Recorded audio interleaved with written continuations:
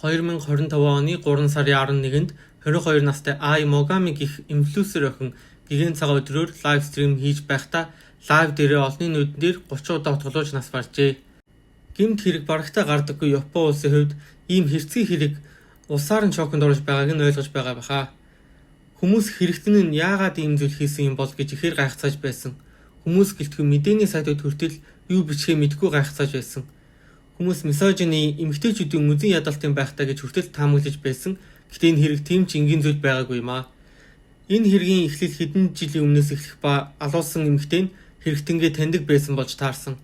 Энэ эмэгтэй энэ эрэгтэйг ийм зүйл хийх хүртэл хэцүү байдалд оруулсан байж таарсан. За эхнээс нь ярьж өгье. Айри Сато гэх 22 настай эмэгтэй лайв стример байсан. Стрим хийхдээ Ай Могами гэх нэрээр хийдэг. Лайв стрим хийдэг сайт нь Who Watch гэдэг нэртэй Япон сайт байсан. Япончууд бол Who Watch гэж дууддаг. Энэ нэмэгтэй идэвхтэй байдаг байсан ба тухайн сайтныхаа топ үйлчлэгч болцсон байсан. Нас барахынхаа өмнө 2600 дагагчд авчихсан байсан. Энэ сайтны хувьд бол их өндөрт орох дагагчдын тоо юм. Ихэнхдээ үзэгчдтэйгээ юм ярьж суудаг стример байсан. Заримдаа чаленж хийж гадуур гарч танихгүй хүнтэй ярьж байгаагаа үзүүлдэг байсан. Өөрийн үзэгчдтэйгээ их дотн байдаг байсан гэсэн үг. Үзэгчид гэснээс энд Киничи Такано орж иж байгаа юм. 42 настай энэ ах хүү Айн стримийг олж үзээд хөө хөнийх нь зан авир нэг таалагдсан. Киничи 2021 оны 12 сард анх Айг олж үзсэн байдаг. Удалгүй мөнгө донет буюу хандивдаг болсон. Киничи хамгийн ихдээ сард 100 мянган йен өгдөг байсан. Энэ нь одоо 2 сая 400 мянган төгрөг гэсэн үг. Тухайн үеийн йен унахаас өмнөх үеийн үнэлгээгээр бол сард 4 сая төгрөг өгдөг байсан гэсэн үг юм. Энэ нь Айн анхаарлыг татсан байдаг. Ай тухайн үед ягч бүрэн стример болоогүй ресторанд ажил хийдэг байсан. 2022 оны эхний хэдхэн сард 400 мянган йен стримерээ олсноор Ай Киничи рүү Line гэдэг аппликейшнаар холбогдохоор шийдсэн. Энэ нь төсгөлийн эхлэл нь болсон байдаг. Эндээс энэ хоёрын төвөгтэй харилцаа эхлэж байгаа юм. Хэргийн дараа энэ хоёрын харилцан яриа нь олон дил болсноор одоо бид нэр үзэх боломжтой болсон. 2022 оны 9 сард Ай Киничигээс мөнгө гуйж эхэлсэн. Стрим дээр донет хийх биш, шууд өөрийнх нь даз руу мөнгө хийж өгөхөг гуйсан. Төрөвчөө ажил дээрээ мартчихсан болохоор яг одоо мөнгө хэрэгтэй байна гэж гуйсан. Маргааш нөгөөдөртөө буцааж өгнө гэж хэлж байсан байгаа юм. Киничи яг хэд хэрэгтэй байгаа юм гэж асуусан 10 мянган йен гуйж авсан. Ай маргааш нөгөөдөртөө мөнгийг нь буцааж өгнө гэж байсан ч гэсэн өгөөгүй. Харин ч нэмж мөнгө гуйж авсаар байсан. Төрөвчөө мартчихж гэж хэлснээс хэдхэн хоногийн дараа ахиад 20 мянган йен гуйсан. Ай 7 хоног болгон мөнгө гуйдаг болсон ба сүүлдээ 50 мянган йен гуйж эхэлсэн.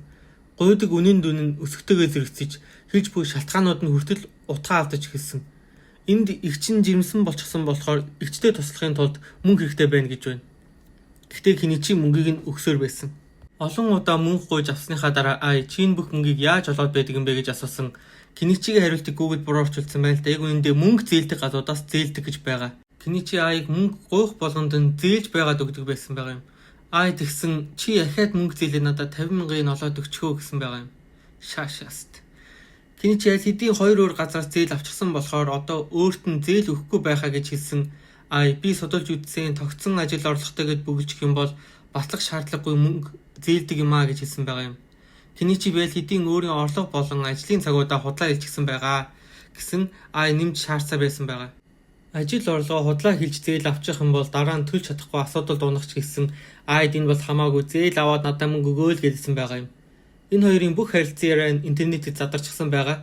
Киничи ингэж их мөнгө өгдөг байсан ч гэсэн гаж донтой юм, нүцгэн зураг мураг огт гуйж байгаагүй. Үнэхээр л стримийг нь үзээд таалагдсан. Тэгсэн Ай холбогдож ирээд тусамж гуйх үед нь үгүй гэж хэлж чаддаггүй байсан байгаа юм. Хэдий үгүй гэж хэлсэн ч гэсэн Ай үгсээрээ толгойг нь эргүүлж ихдэг байсан. Энд Киничи би мөнгө зээлэх өргөдлөө өгч өглөө гэж 2022 оны 11 сард бичсэн байна.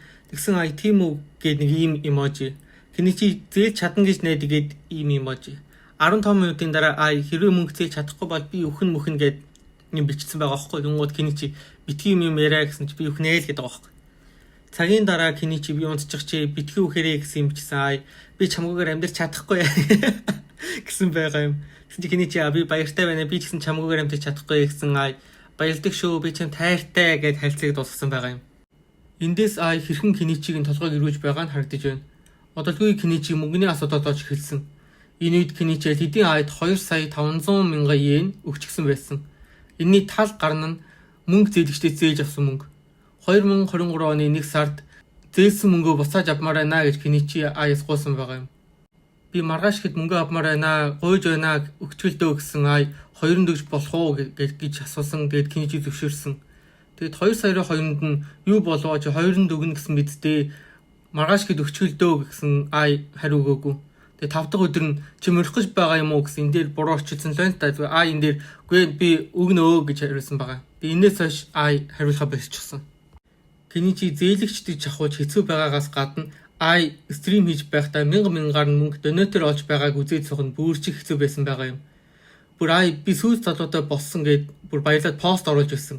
Тэгээд бүр үнэтэй баримтсаг нүүж орох гэж байгаа гэж хэлсэн. Энээс харахад Ai мөнгөтэй хэрний мөнгө төлөхгүй байсан байгаа даахгүй юу? Kenichi үнэхээр туйлдаа хүрээ шүүхэд хандсан. 2023 оны 12 сард шүүх хүлэн болоод Kenichi шүүхээр ялж чадсан. Шүүх Aiд зээлсэн 2.5 сая йенийг төлөвлөхөр болоод дээрээс нь 2023 оны 12 сарын 8-наас ахуулаад төлж дуусах хүртлээр 3% хүү бодож төлөх гэсэн байгаа юм. Шүүх бүрэн Kenichi-гийн талд байсан.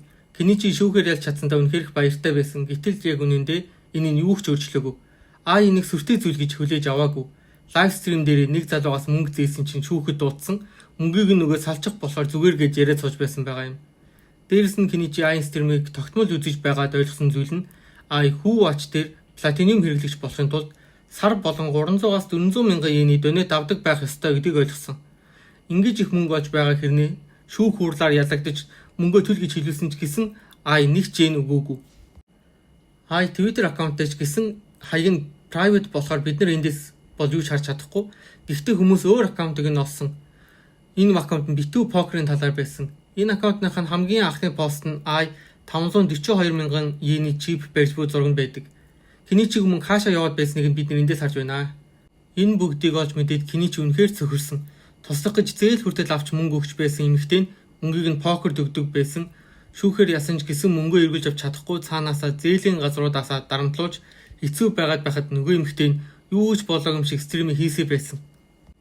Kenichi 2025 оны 3 сарын 7-нд ядаж 10 мянган йен өгчээч гэж гуйсан байгаа юм. Монголоор 200 мянган төгрөл гэсэн үг. Яхаал тоогоогүй. 4 өдрийн дараа Ai шинжгүүд гадуур стрим хийж байсан. Kenichi үзээд хаана явж байгааг нь ойлгоод шууд Aoyama гих өөрт ойрхон метроны буудлаар ороод 2 цаг гарan метрогоор явж очсон байгаа юм. Ai шин Okubo дээр байсан болохоор Kenichi Takadono Babagаас ахиж метронд сууж очиод араас нь дагсан. Ai энэ зүгүр явж байсан болохоор Kenichi араас нь дагаж очиод стрим дээр нь дайрсан. 13 см урттай хувцгаар хүзүү мөрг гэ дахин 30 удаа хувцгалсан. Ai стрим дээр авраарай гэж орилж байгаад удалгүй чимээгүй болчихсон. Kenichi стрим дээр нь хөөч өвчсөн үү гэж асуугаад өшгөлөж хөтлөгдсөн байгаа юм. Цагдаа нар Kenichi-гийн зүгийг шалгахад ахаад 2 хутаг гарч ирсэн. Энэ твиттер дээр Ai Mogami дуу уурлагч алуулсан гэж бичсэн байна. Гэхдээ манай энэ Ai Mogami дуу уурлагч биш, яг адилхан нэрээр дуу болдог өөр хүн байдаг. Энэ дуу уурлагч Ai Mogami руу маш их хүмүүс залгаж мэйл илгээж байсан. Хотглоосон хүн нь энэ нэмэгтэй гэж бодоод дуу уурлагч Ai Mogami-гийн агентлагаас манай Ai Mogami биш ээ. Санаа зовлтгүй гэж албан ёсны мэдээлэл хүртэл гаргасан. Энэ пост нь 30 сая хүн харсан байгаагаас нь хэрэг хүн андуурсан байсыг нь харж болно.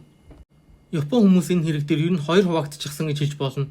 Японы YouTube дээр тавигдсан мэдээнүүд нь маш ихээр дислайк авсан байгаа. Шалтгаан нь цөөнгүй хүмүүс хохирогчийн тал биш хэрэгтэн гөмөрж байгаа болохоор юм. Жишээ нь энэ комментиг харуул 2.5 саяын зээлж авчгаад чамайг танихгүй юм байна гэж блок хийнэ гэж юу байсан юм гэж байна. Аллах хийсэндээ санал нийлэхгүй байгаа ч гэсэн хэрэгтний сэтгэлийг бол ойлгож байна гэсэн байна. Гэх мэтчлэр нь Японы хүмүүс хоёр тал болоод энэ хооронд их мэтгэлцэж талцж байгаа юм байна. За энэ хэрэг ерөнхийд ингээл дуусчих шиг дээ.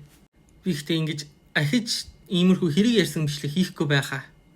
Хийх ч юм уу мэдэхгүй. Харчлаа.